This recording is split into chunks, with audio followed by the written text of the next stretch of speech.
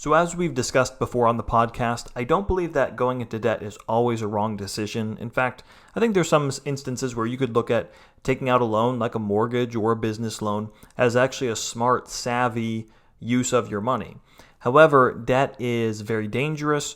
There's a lot of warnings that the Bible gives us about going into debt.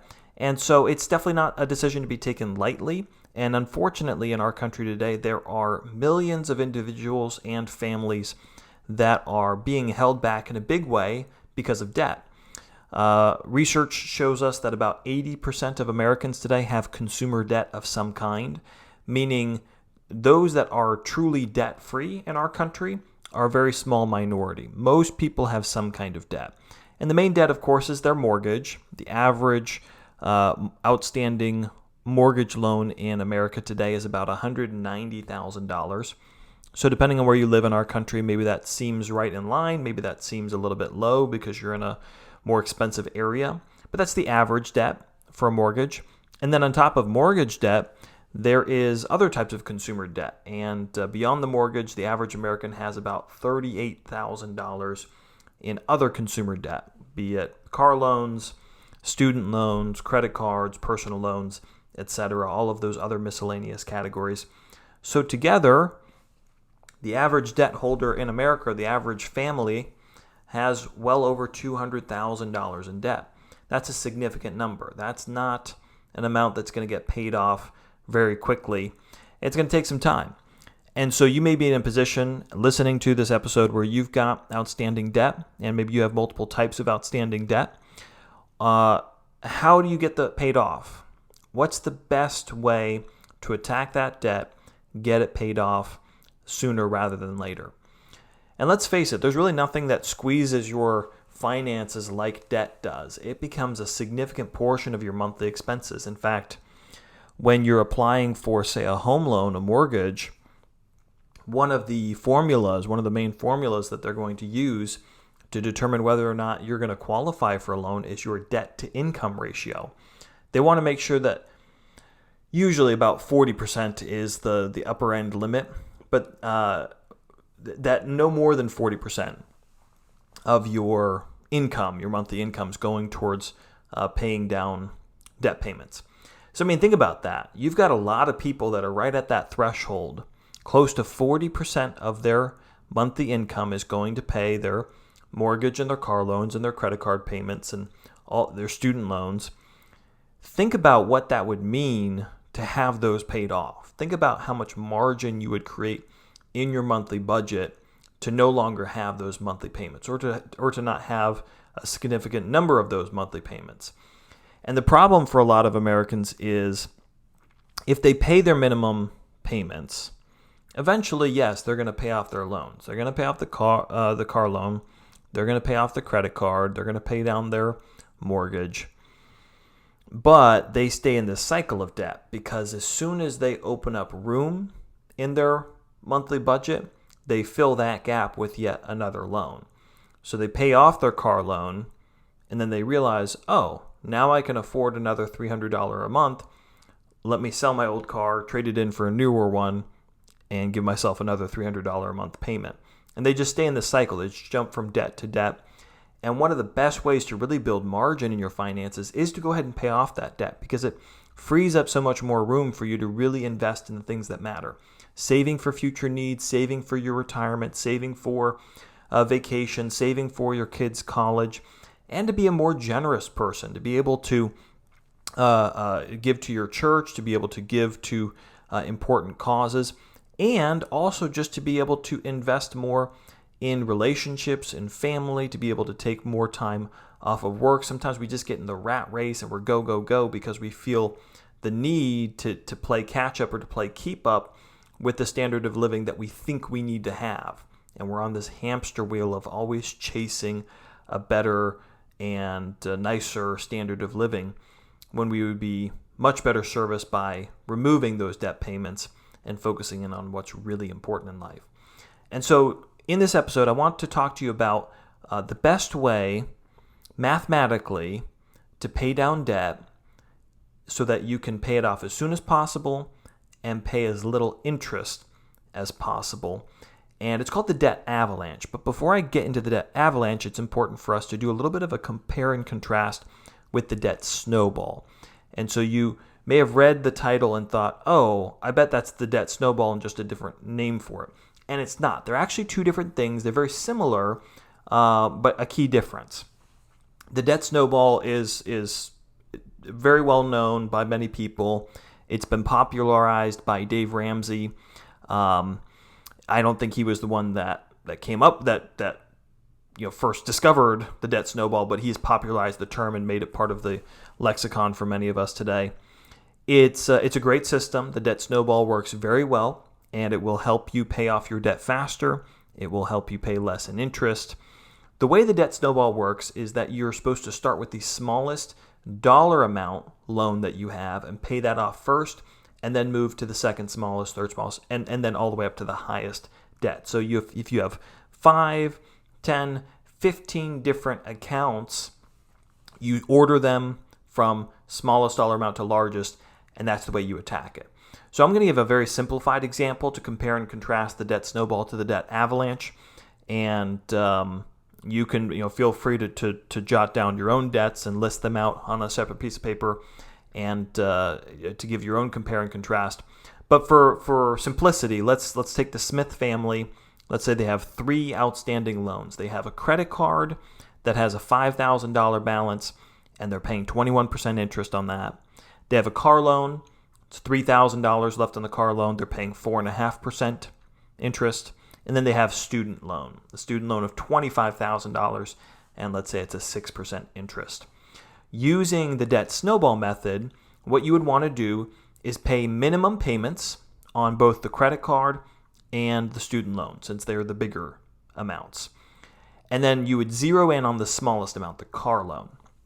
What you would want to do is scrape together as much money extra as you can out of your budget and put it all towards the car loan, above what the regular payment is. And so let's say you can do $300 extra a month. So you make your regular car loan payment plus an additional $300 each month.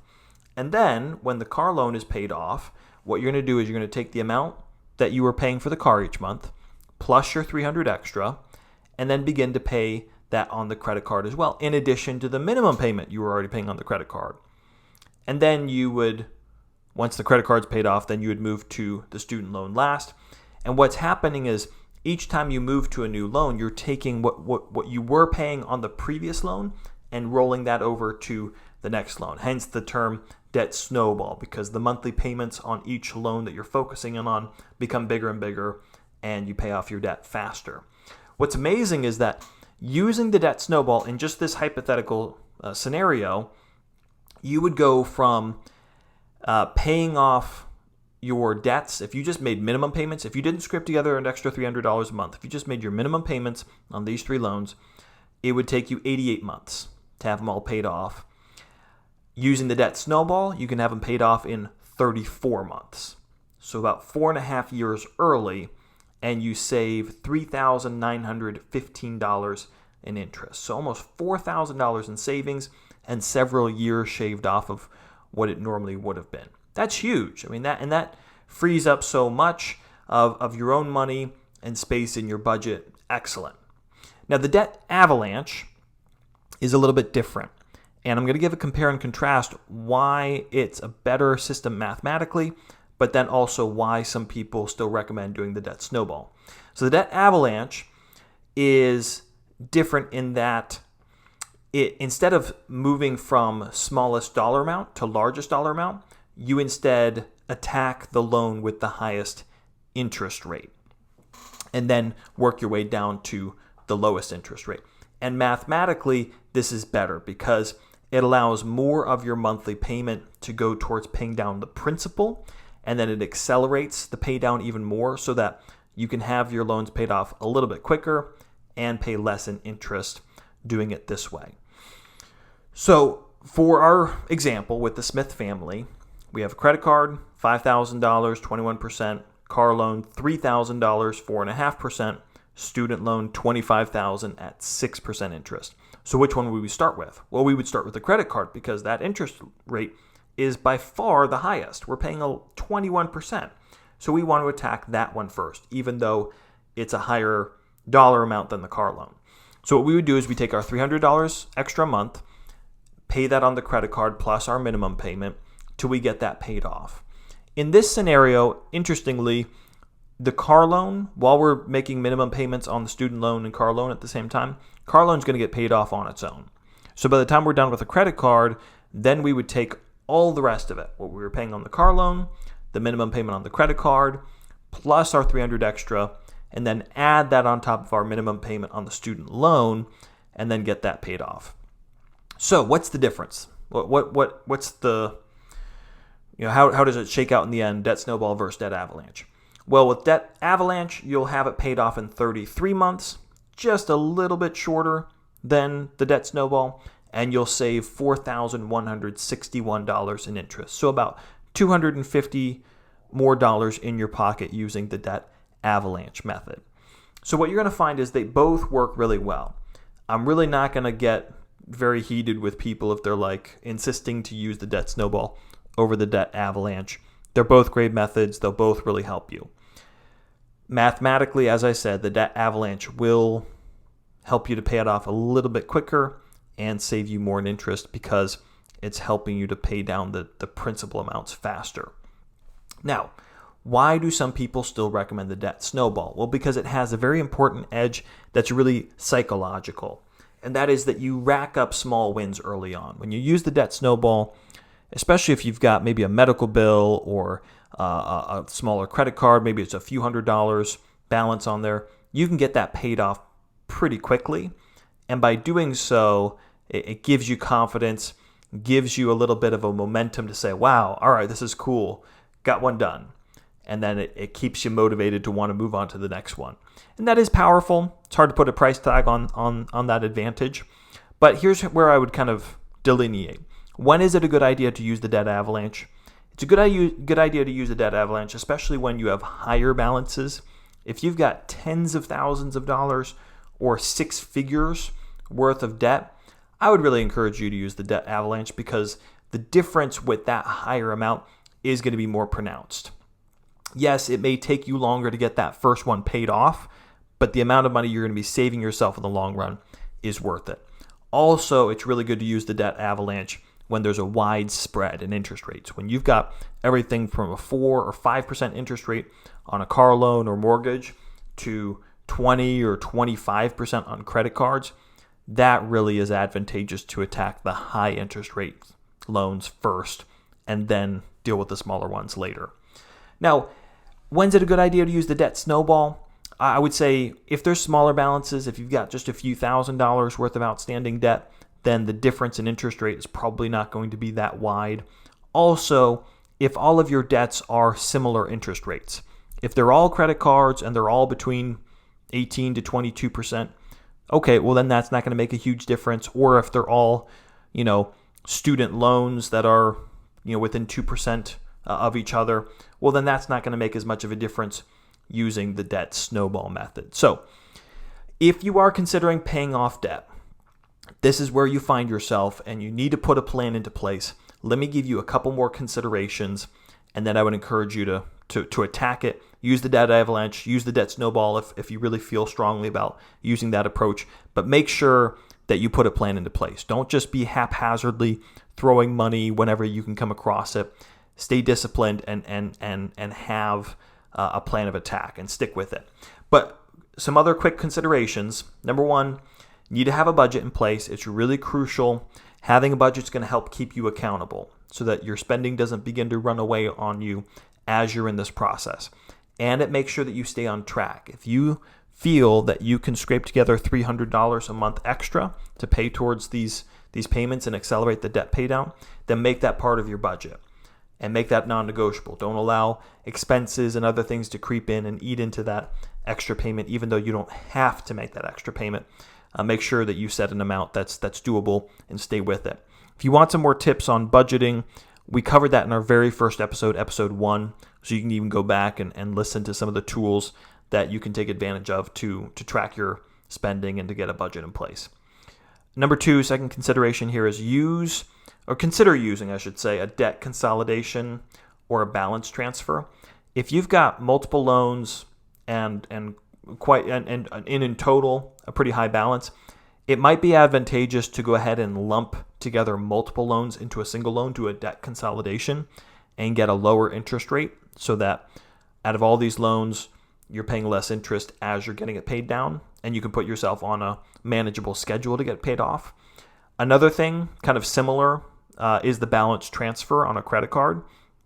What you can do sometimes is take money that you owe on a credit card that has a high interest rate and transfer the balance to a new credit card that's going to give you 0% interest for a limited amount of time. Usually 12 to 18 months is typical. When you do that, when you do debt consolidation or you do a balance transfer, there's going to be an upfront fee that company is going to charge for that service. However, the cost of doing that could be a lot lower than the amount of interest that you would have to pay if you just keep the loans where they are and begin to pay them down at the interest rates that they're at right now. So for example, just for instance, let's say you have a credit card and it's got a $4,000 balance on it, and you know it's going to take you anywhere from 12 to 18 months to get it paid off. You're not going to be able to pay it off right now. You're going to have to make monthly payments and get it paid off over a series of time. In that case, it could definitely be worth it to pay 3%, which is $120, and transfer the balance to a 0% card. Instead of paying 18, 20, 25% on that card where it is right now, do the balance transfer, get 0% for 18 months, and then as long as you can pay it off in that 18-month time frame, you're going to save yourself several $100s in interest. So that can be really, really helpful. And then third consideration is make sure that you also do take time and take steps to build on your credit score. Make sure you know what factors go into establishing your credit score. First of all, it's going to make it more likely that you would be approved for that 0% balance transfer card because if your credit score is not good, that 0% balance transfer offer may not apply to you or they may not accept you for it. But then also remember that having a low credit score in the first place might be the reason why some of your current interest rates are even really high. And so if you want to learn more about the credit score aspect, you can go back and listen to episode 4. And we went into all the details about what goes into your credit score and how and how to build it. So I really want to encourage you, if you've got multiple types of debt, especially high interest debt, put together a plan in place, use the Debt Avalanche or at minimum the Debt Snowball, and start eating away at those loans, because you'll be amazed at how much that frees up your finances. When you get that burden lifted off your shoulders of those monthly payments, man, there's so many great things you can do with that extra margin in your budget. It'll take some time, it'll take some discipline, but it is well worth it.